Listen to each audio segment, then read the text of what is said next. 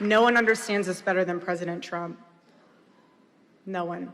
This country is worth fighting for, and he is not alone in this fight. Ladies and gentlemen, there is no one else I'd rather have on our side than President Donald J. Trump.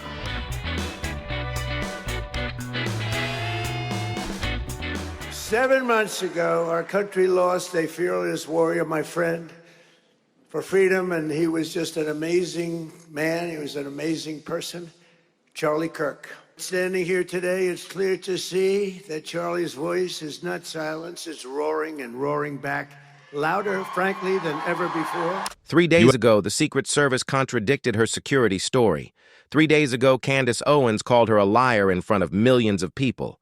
3 days ago, videos of empty seats at a venue she was supposed to headline were going viral across the internet. 3 days ago, Erika Kirk's credibility was taking the most public beating of her tenure as TPUSA CEO. And then today, she walked onto a stage in Phoenix, Arizona, and introduced the President of the United States. Not a VP, not a congressman, the President. President Donald Trump joined Turning Point USA CEO Erika Kirk on Friday, making remarks at Dream City Church in Phoenix for a rally called Build the Red Wall, intended to turn out young voters for the midterm elections. 3,000 people, the President of the United States at her side, and Erika Kirk at the microphone, firing back at everyone who spent this week trying to tear her down. Welcome to the Marquee Report. This story just changed completely. Let's break it all down. To understand the significance of today, you need to understand the week that came before it. On Tuesday, Erika Kirk was scheduled to appear alongside Vice President J.D. Vance at a TPUSA event at the University of Georgia in Athens. She did not show up. She posted a statement saying she takes her security team's recommendations extremely seriously, implying there had been credible threats against her life. TPUSA's own executive backed her up immediately, saying there were some very serious threats in her direction. J.D. Vance defended her from the stage. The Vice President of the United States used his podium to push back against critics who questioned how she was grieving her late husband. And then on Thursday, the Secret Service told CBS News a different story. A source told CBS News that the Secret Service said there were no credible threats to the Georgia event. That contradiction went everywhere. Candace Owens, who has been relentlessly challenging Erika's credibility since she took over TPUSA after Charlie Kirk's assassination, declared publicly that the real reason Erika skipped Athens was bad ticket sales. Videos of the near-empty arena circulated online with people mocking the turnout for an event that had the sitting vice president on the stage. For any leader, that would be a brutal week. For someone whose legitimacy is already being publicly questioned on multiple fronts simultaneously, the audio controversy, the leadership challenges, the factional warfare inside the conservative movement, it could have been a defining crisis. Instead, Erika Kirk flew to Phoenix and stood next to Donald Trump. The Build the Red Wall rally took place at Dream City Church in Phoenix. NBC News. And the contrast with Athens could not have been more deliberate or more striking. More than 3,000 people attended the Dream Church in the Phoenix Valley. Variety. Not empty seats. Not a half-filled arena with viral videos circulating online. 3,000 people in a church in Arizona on a Friday afternoon to see the president and the woman who is trying to carry Charlie Kirk's legacy forward. And Trump appeared with Erika Kirk and all but one of Arizona's Republican congressmen. Wikipedia. The lineup included some of the most prominent names in Arizona Republican politics. Andy Biggs, who is running for governor, Eli Crane, Abe Hamadeh, Paul Gosar, and Juan Ciscomani. Every major Arizona Republican figure showed up. The one notable absence was Representative David Schweikert, and that absence stood out precisely because everyone else came. The event is part of a larger effort by the conservative organization to collect voter data ahead of the 2026 election cycle.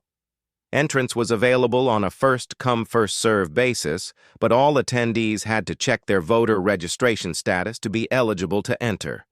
That last detail matters strategically. This was not just a rally. It was a voter registration operation disguised as a rally, or more accurately, a rally designed to accomplish what Charlie Kirk built his entire career around: getting young conservative voters registered and activated before the midterms.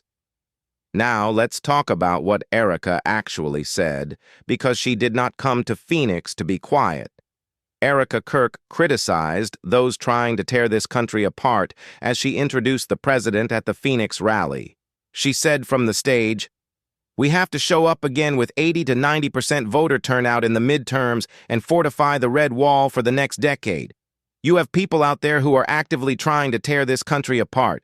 She also said, praising Trump, "No matter what they throw at him, he perseveres in the face of adversity because the mission is too important. Because this country is worth fighting for, and he is not alone in this fight." Now listen to those words carefully, because they are doing more than one thing at the same time. On the surface, she is praising Trump and rallying the crowd for the midterms. But the subtext is unmistakable to anyone who has been following her story this week.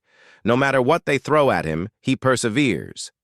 You have people out there actively trying to tear this country apart. She is talking about herself. She is talking about Candace Owens. She is talking about the Secret Service contradiction, and the empty seat videos, and the audio controversy, and every public attack she has absorbed since Charlie was killed. She is standing at a podium in front of the president and 3,000 people and saying, "I am still here. You did not break me. I am not going anywhere." That is a very deliberate message, and the venue she chose to deliver it, with Trump at her side, is the most powerful possible backdrop she could have selected. Donald Trump's presence at this event is not incidental. It is the story. President Trump eulogized Charlie Kirk at the Phoenix rally, saying, "Charlie was murdered by a cruel and vicious assassin who believed that by silencing his voice, he could kill an entire giant movement. But standing here today, it's clear to see that did not happen." That statement from the President of the United States does multiple things simultaneously. It honors Charlie, it validates the movement he built, and it places Erika Kirk, who stood on that stage moments before, as the living embodiment of the proof that the assassin failed. By standing next to Erika Kirk in Phoenix, Trump is doing something that no Secret Service contradiction, no Candace Owens accusation, and no viral empty seat video can undo. He is saying, with his physical presence, that this woman has the backing of the most powerful political figure in America. That is not nothing. That is everything in the world Erika Kirk is operating in. Trump also gave attendees an update on peace negotiations with the Iranian regime and announced the Strait of Hormuz is fully open and ready for business variety, making the Phoenix rally serve double duty as both a midterm mobilization event and a platform for major foreign policy announcements, which only amplifies the significance of Erika being on that same stage.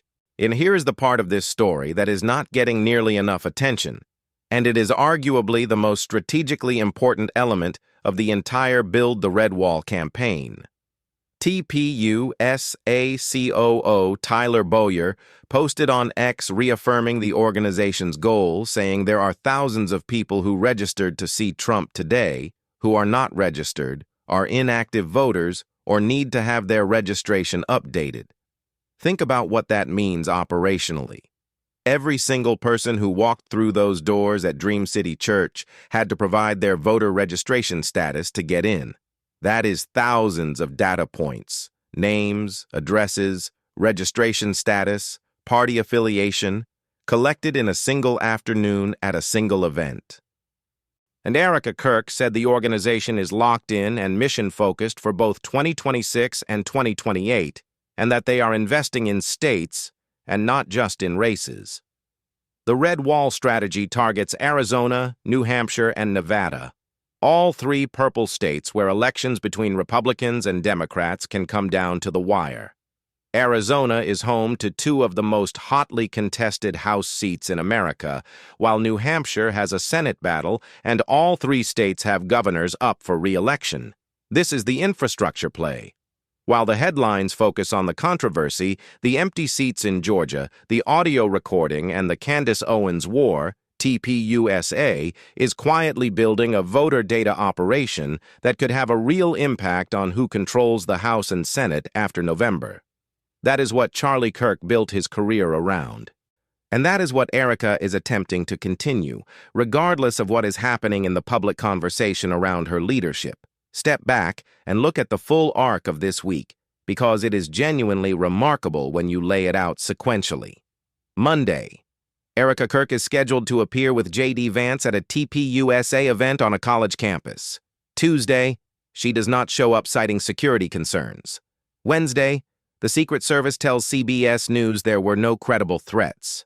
Thursday, Candace Owens accuses her of lying about the reason and points to bad ticket sales. Videos of empty seats go viral.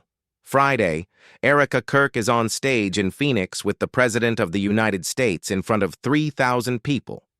That is a 5-day reversal that very few political figures could have engineered. And whether you believe her security story from Athens or not, whether you think Owens is right about the ticket sales or not, the fact that she walked into that Phoenix church and delivered that speech with that audience and that president standing behind her is a statement that cannot be argued with. She did not retreat. She did not hide. She did not issue a clarifying statement and hope the story went away. She flew to Arizona and stood next to Donald Trump. Rush Limbaugh's widow, Catherine Limbaugh, offered powerful remarks about Erika at the event, saying that last September the unimaginable happened and that Erika showed incredible grace, strength, courage, and determination to not let anything steal her light. That endorsement, from the widow of one of conservative media's most iconic figures, is not a small thing in this world. It is a signal from the movement's establishment that Erika Kirk has their backing, regardless of what Candace Owens says on social media. Here is where everything stands as of today. Erika Kirk came to Phoenix. She spoke. She fired back. She introduced the president. 3,000 people were there. The voter registration operation ran in the background collecting data for the midterms.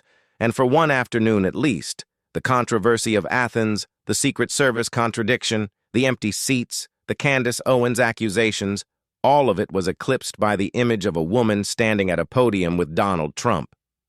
Or whether that image holds, whether this Phoenix rally represents a genuine turning point in how the public and the conservative movement perceive her leadership, or whether the questions surrounding her credibility continue to accumulate, that is the story we are going to keep watching. Erika Kirk issued an early endorsement for Vice President J.D. Vance for president in 2028 at the event deadline, which is itself a headline that would have dominated coverage on any other week. Today it was almost a footnote. The midterms are coming. The red wall strategy is in motion. And Erika Kirk, whatever you think of her, whatever questions remain unanswered, is still standing.